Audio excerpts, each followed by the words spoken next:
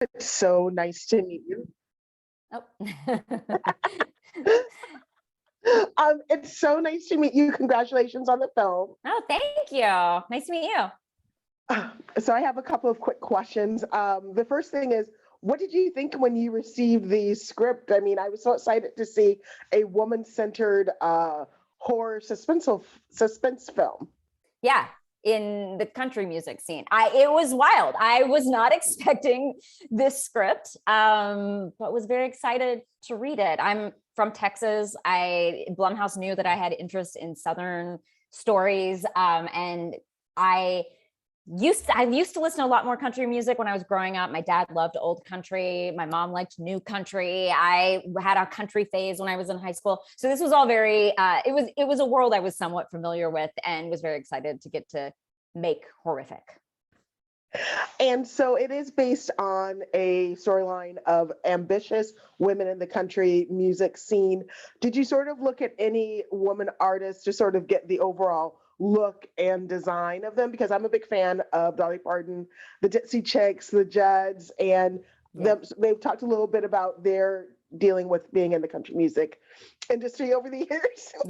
Yeah, 100%. Yes, we used a lot with hair, makeup, and costumes. We used, especially in the younger versions of the Duchess sisters, we used the Judds. And then for Katie, we wanted to go a little bit more like almost like rock and roll, but like a little but older country. Mm-hmm. And yeah, so we did use quite a few people that, and then I tried to use more pop for wow, my brain just totally left the arena for Alexis and Abby's character. Sorry, interview number 3. Wow, Michelle, I'm gonna have to drink more caffeine. We've all done it. I mean, I love the crossover idea, especially dealing with the guy, but he was more on the periphery. Yeah. And as a woman director, how did you sort of come to show their ambition? Because it wasn't just in words, it was how she interacted. It was how Leigh interacted with the men, how she was kind of trying to guide Jordan to be more softer edge, to play to males' expectations of how women should behave in the music industry. Yeah, that was something I really wanted to emphasize. Was I didn't want to judge any of these women. I came in at a place where I wanted to treat them all like they've been put into this situation. They've all been told this is how you succeed, and all they're trying to do is succeed in the way that they understand how, and it's different for each of the characters. And I wanted to make sure, I wanted it to be more of a comment on the entertainment industry as a whole, not as much about the women, just the women have been forced into this crappy situation, basically. Yes, I really like that a lot, because I understood it of expectations of how women should behave, and when you're too ambitious, then you're a shrew, and they do not like it. Right. And I really like the way it looked and how you sort of built on the suspense and the horror with how she was living in the home with the spoiled food, with the bugs, and she was just like, she had that hidden room. It was just craziness. How did you sort of come to bring those components to it? It really reminded me a lot of whatever happened to Baby Jane, which is a classic suspense film.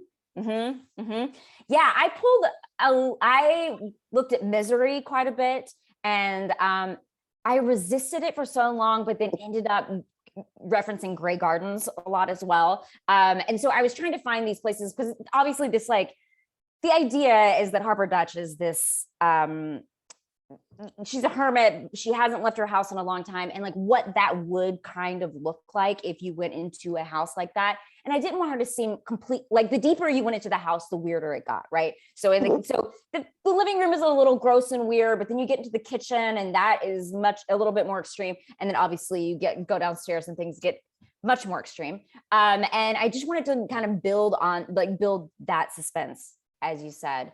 Because I think that's what happens, right? Like we we get weird. We start to get a little strange when we're alone for a really long time. We all know we just experienced it in a pandemic. And Katie was really smart about it, because she came in and she said, oh, I want to think about like what I would be eating, what kind of wrappers would be around. Like maybe I got really into crystals, and like, so we ended up adding a lot of stuff around that she thought that her character would be relying on while she was alone for all these years. And then what was it like working on a woman-centered film that was written by a woman? It looks like it was a lot of women behind the scenes as well. It must have been so much girl power, rah, rah, rah. It sounds like it would be such a fun fantasy set. It was great. And I have to give credit to Blumhouse, because for this series of movies, they used a lot of the same crew, and they just had a lot of women on their crew, which was amazing. And then they found Rachel's script and they brought me on. So I did get to have a lot of, I get to obviously work with Rachel. And then I also got to work with a female composer as well. But it was great. It was great. And I think for a story like this, it's really nice to have women who get it and they understand, and they understood immediately when I was telling them my pitch. Blumhouse understood, like, these are the things I want. I want to emphasize like what it's like to be a woman, like in the entertainment industry. And they totally understood it and were on board from the beginning. Now, we have Katey Sagal, who has been working in the industry for decades. Yeah. What was that like working with her? And did she offer any of you, any producers, any pointers as a woman working? Because she's not only an actress, but she's produced and she's worked in a variety of genres. I mean, she was amazing. It was awesome. I was so excited to have her. And I felt very honored because this is her first horror movie. And just thinking about, she's done comedy, she's done drama, she's done everything. And then she comes in and wants to do this horror movie. So one of the first things she asked me was, she was like, I've never done a horror movie before, have you? And I was like, I know the world, don't worry. I got the horror stuff. That's the stuff I feel safe with. But you know, she's a legend, and everyone loved having her there. And she's really fun to be around. She always had a lot of ideas. And I felt like the relationship was very collaborative. So she would come in with ideas, I would have ideas, and I felt like we were able to just work off of each other and get to play all day. It was great.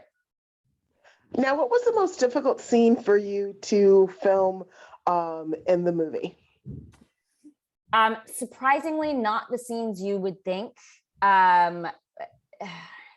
We shot in New Orleans in the summer. So the scenes that you see outside are very brief, but they were the hardest to shoot because we were dabbing sweat. We were trying to keep people hydrated. And then it would start raining. So we lost a half day because of rain. And that was the day they arrived at the gate. We lost half a day because we were trying to fight the rain and ended up having to just wrap.